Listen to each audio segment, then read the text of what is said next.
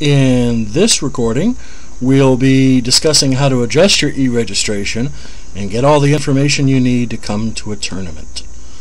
Alright, now remember we were entering in the last registration the judge registration.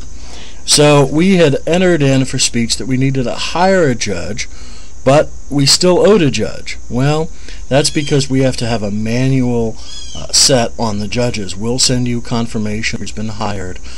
We try to hire judges for every tournament. Sometimes we can't get around to it. Sometimes we don't have the judges. So we either have you alter your registration, or sometimes we can adjust the registration by sharing over Congress or speech judges. Alright, let's take a look at debate judges. We need an LD debate judge, so let's add an LD debate judge. I'm going to add for this one, I've got Martha Carr there, or Martha Lee there. I'm going to have Martha Lee do some extra duty. Wonderful judge. She is a wonderful judge. So I've saved her, and I've got a fair number of judges. Okay. So now I return to the judges, and my judges are pretty well set, so I switch back to student registration. Now since I've registered, I've had some changes. Remember, I had that public forum team that was going to have an issue. And here's the catch. We've discovered that Ash Ashburn has failed 15 of his classes. All of his classes he's failed, and he's failed classes for 2 other students. So what do? Well, Ash can't go on that tournament.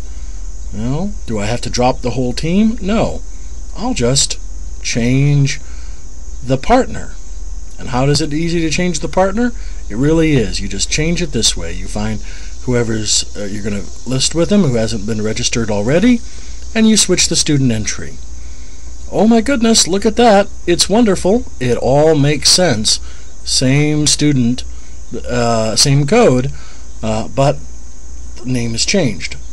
Now, we've also had the drama on the team where we've also had, of all things, Horace Greeley, that little 6th grader, couldn't come after all the effort we put in. Well, that's the way it is. What do we do with Horace? We're going to have to drop Horace. We can't put anyone in a slot. We'll drop him. So Horace has now been dropped from the tournament. Okay, so we're all set. Now let's see what the registration looks like. We click on Print Registration, and a PDF document is then created, which we should have to print out. This gives us our name of our school, and it as well gives us our judge codes. Now we'll go in. You should do this the day before the tournament, because we will start changing the judge codes for the schools. This school is currently listed as A101, but we have separate judge school codes for small or large schools. So the students should remember when they sign in, they need to sign in as their school code, A or whatever it is, with their number. That's how it will occur on the schematic. On the judge ballots, we'll just have the numbers. So the students need to give the judges their school code so we can be able to print this, make sure that you get your ballots at the end.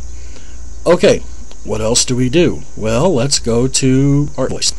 Now our invoice is important because that shows, in case we have to hire a judge, what we need to do. Sometimes, right here, we have the fees, and notice this is not complete. We will add the judges to it.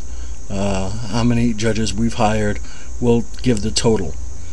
You then bring this, once we hire the judges for you, it'll give your invoice. You print this up, you give it to your finance officer, and you bring it to the next tournament.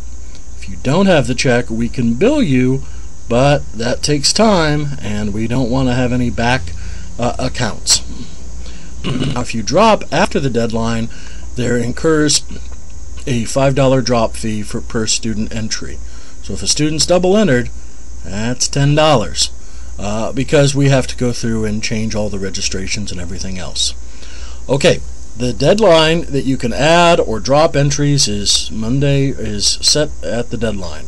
We're before that deadline, but if you need to drop afterward, well, then you have to, if you can do it online, that's fine, but you should send an email to the contact person. which is listed on the website. Okay, so that takes care of registration, and we're pretty good with that. Now, let's go back to the important concept, which is how to get to a tournament. What do you need to do? Well, the first thing you need to do is realize where you're going. Your bus transportation and everything else has to be done beforehand. Now, we have addresses, and the locations are going to be firmed up. We're working on the website right now.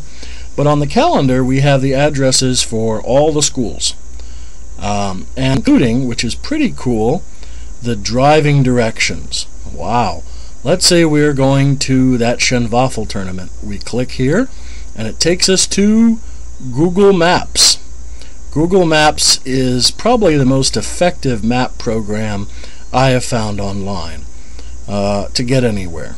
So there's where Google Maps says we're at for Turner Ashby, and there's the address to give your bus driver.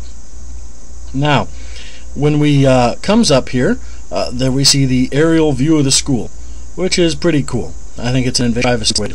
Now we need directions to here. I need to figure out how I'm going to get there. So you put in your start address, 200 Academy Drive, Front Royale, Virginia, and you click here. Oh, that's pretty good. Oh, there it is. It's going to take me 1 hour and 21 minutes to get there. Boy, that's a long time. Now, I'd rather just have a straightforward map. I don't need to see the mountains. That's pretty, but I'll get a straightforward map. The benefit, of course, of Google Maps is what? Well, let's say I don't want to go down 81. I can change the direction I'm getting there by clicking and holding. That's pretty cool. So I'm going to take the back way. Actually, I'm going to take Skyline Drive just because I like to see the deer. No, I'm not going to take Skyline Drive. There we go. So I'm going to take 340 down. And when I take 340 down, it changes my directions to give me another half-hour drive time. And then when necessary, you just print this up, and it gives you a nice turn-by-turn printout of how to get there. So you give that to the bus driver. Make sure all your parents have copies of it. Make sure if you're traveling with lots of people and lots of different cars that everybody has the cell phones.